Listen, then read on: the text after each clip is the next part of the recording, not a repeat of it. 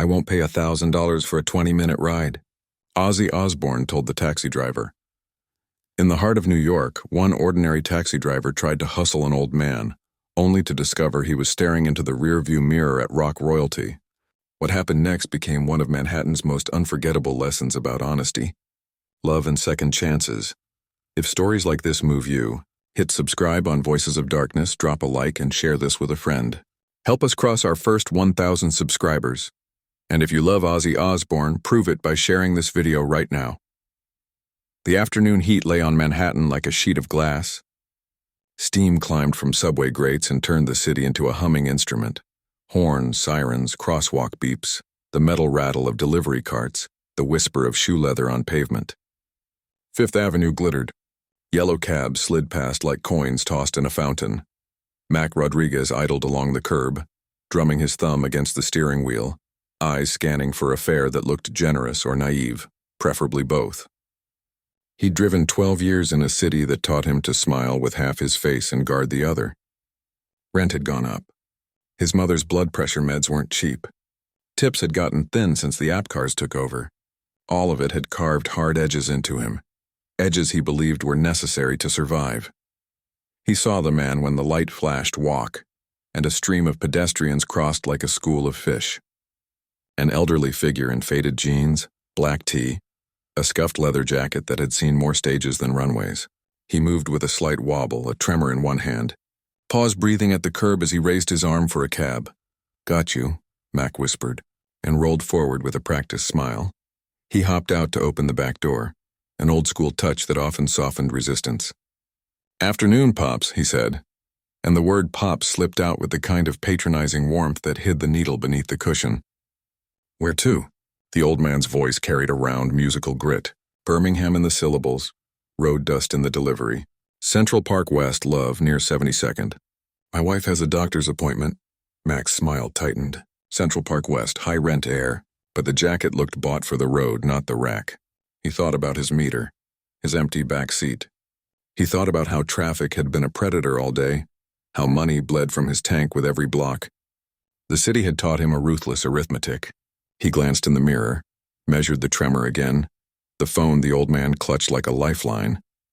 "Rough day out there," Mac said, merging into the avenue. "Huge event today. Streets closed. I'll need to do some special roading." The old man's eyes lifted to the rear view, kind and steady. "You do what you have to, son." "Thing is," Mac pushed, heart tapping faster, "that kind of routing doesn't come cheap. Normally we're talking 25, maybe 30. Today it's 1,000. He let the number hang, confident and casual, as if that's what taxis cost when confetti fell from the sky. The old man's face altered by degrees. Surprise first, then disappointment. Not raw but familiar, like a note that had been played often enough to be recognized from the first strum. 1,000? He asked softly. "For 20 minutes? Mac lifted a shoulder, guilt tamped down by the grind of survival. "What can I tell you? That's New York." The old man looked away, breathed through something private, and pulled a wallet from his jacket, worn leather with a crease that matched the curve of his palm. Mac braced for bills. Instead, he saw a flash of black metal, heavy, matte, a card that didn't wink. It absorbed light and returned it colder. Centurion. For a moment, everything in the car shrank to the size of that card. Mac had seen one exactly once, on the lap of a man who controlled 3 floors of a building near Bryant Park. The only thing heavier than the card was the silence of people when it appeared. "Is that?" Mac heard his voice leave him. "Is that real?" The old man's smile tilted kindly. "It is." He slid the card away without using it, as if money were not the conversation he wanted to have. His eyes lifted to the mirror again, really seeing Mac now, his anxious shoulders, his eyes that never stopped calculating, the stubble he hadn't had time to shave. "My wife's Sharon," he said. "We've been married 40 years. She always tells me, 'People will try to take advantage, Ozzy, don't let them.' But I prefer to think the best of folks. Maybe I should have listened better." The name landed like a drum in Mac's chest. Ozzy. His father's laugh rose from somewhere behind the years. Edgar coming home dusty, singing "I Am Iron Man" in a terrible accent, tapping his mug on the table like it were a snare. Saturdays smelled like onions and cilantro and guitar varnish. The small Puerto Rican flag stuck in the corner of a cheap amp. His father had 1,000 sayings, but the one he repeated whenever heavy music poured out of the radio was, "Mijo, this man screams truth." Mac gripped the wheel hard enough to hurt. "Ozzy who?" The old man blinked. "John Michael Osbourne. But people call me Ozzy." Heat climbed into Mac's face. The city sounds got noisy and thin like the world were a bad speaker. "Black Sabbath?" He heard himself whisper, "Paranoid." "War Pigs." The names came out like prayers he'd forgotten he knew.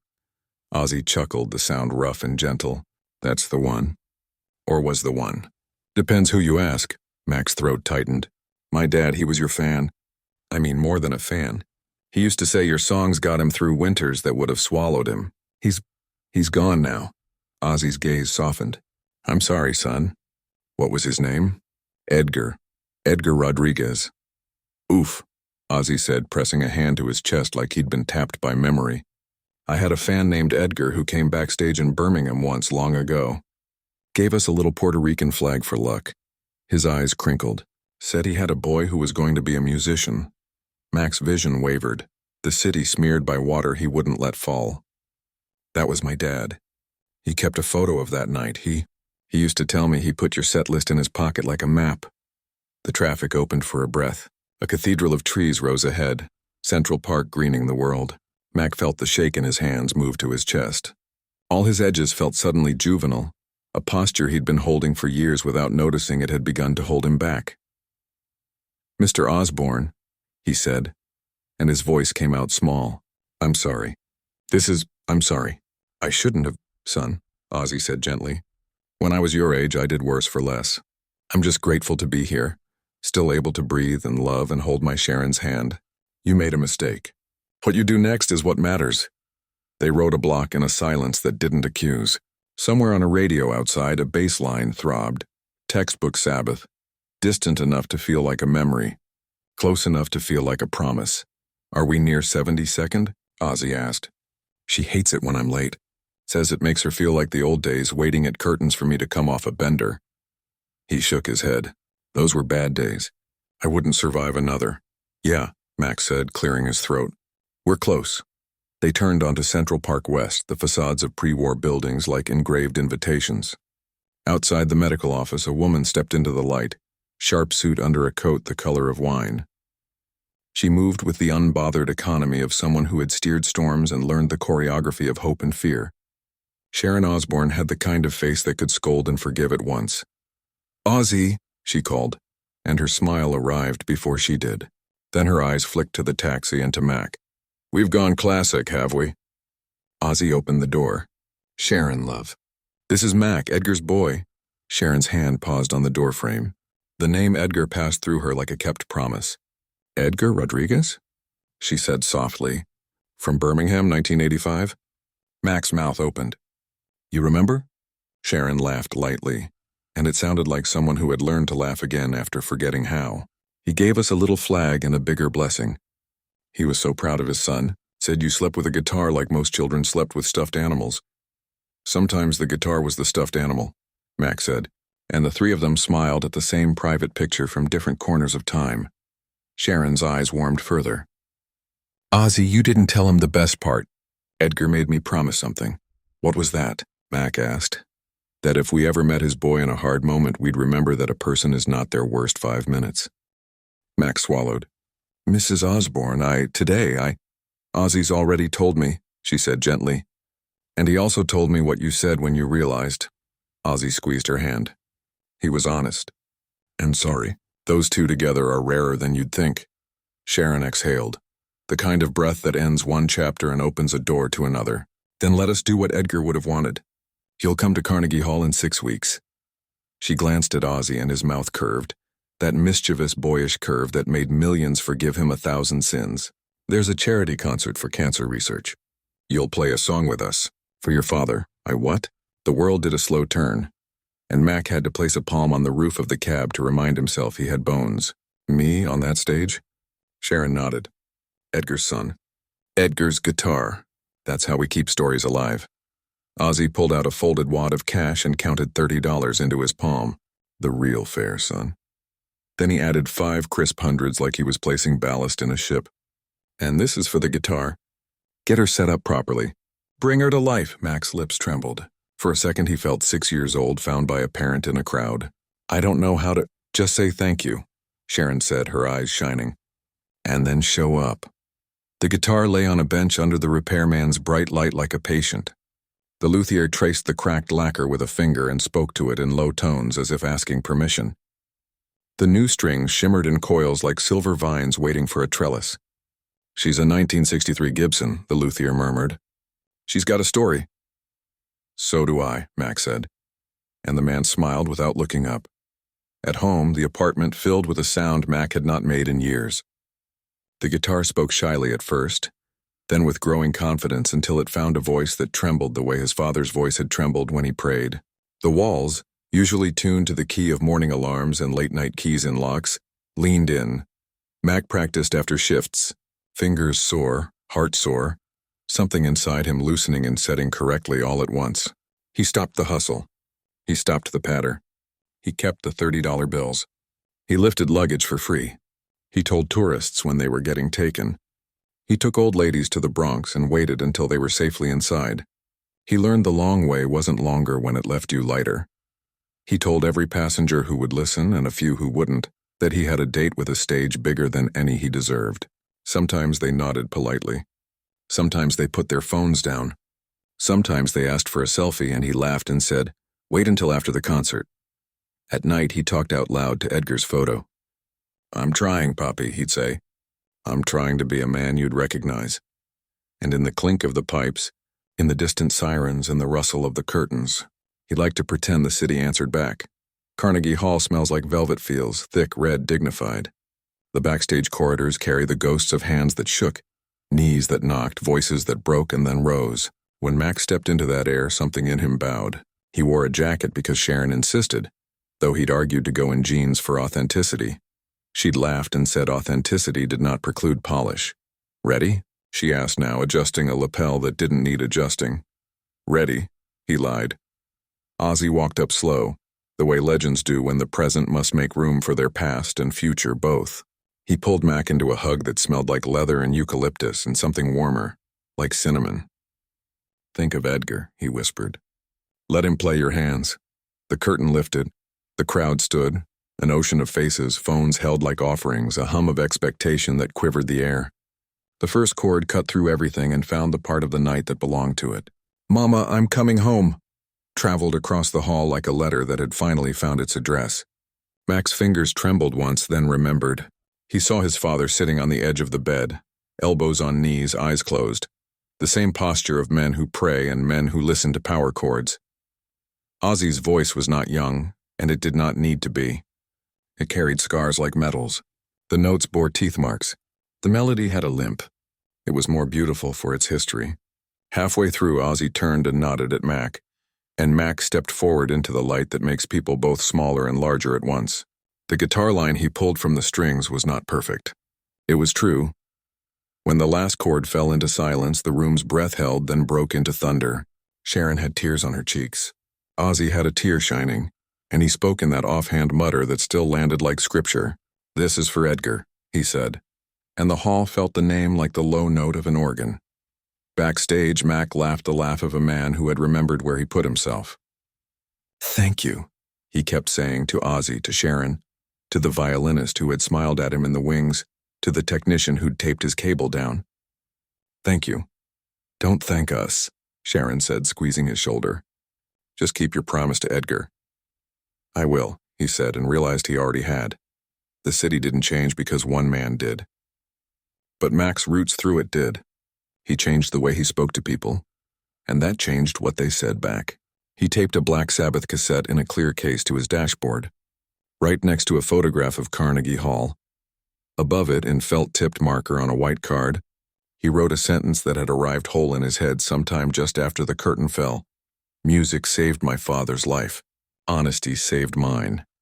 He started offering a discount to veterans, to teachers, to anyone who could produce a smile when they were having a day that didn't deserve one.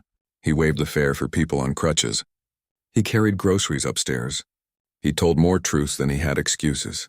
Sometimes he told the Carnegie Hall story.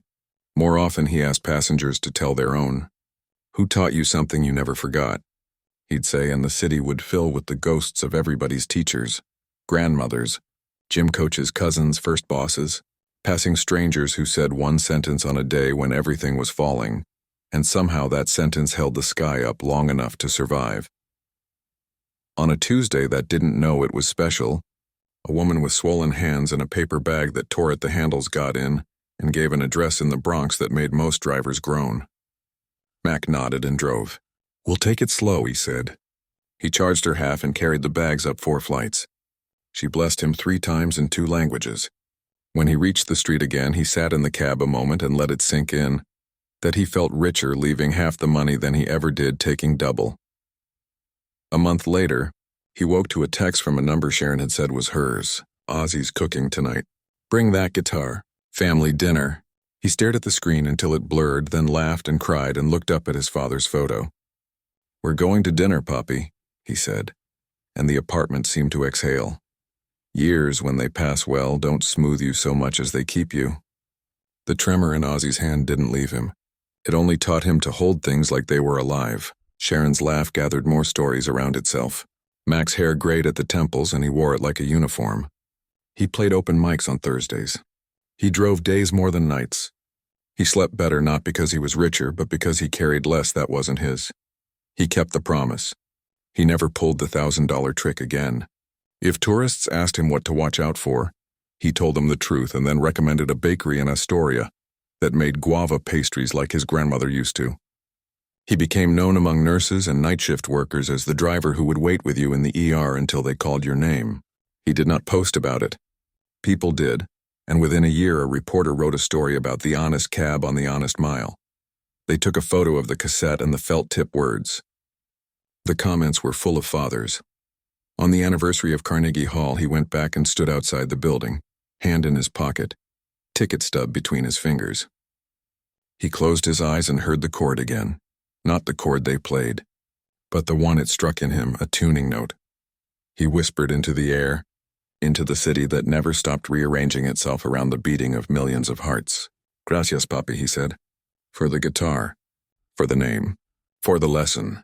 Then, after a beat, "Gracias, Ozzy, for the second chance." A wind came along the avenue and turned the flag above the door from slack to form. He thought of a smaller flag, a Puerto Rican one resting on a piano in a house where 2 people had outloved a lot of hard nights. Somewhere a radio in a bodega put on Paranoid. A boy at the counter banged his head gently, smiling. The city, which never believed in coincidence, smiled too. If this story touched you, don't just keep it. Hit subscribe to Voices of Darkness, tap like, and share it with someone who needs a reminder that second chances are real. Help us reach 1,000 subscribers. And if you love Ozzy Osbourne, share this right now to prove it. Music still unites, honesty still wins, and fathers still leave their sons more than things. They leave them a way to be.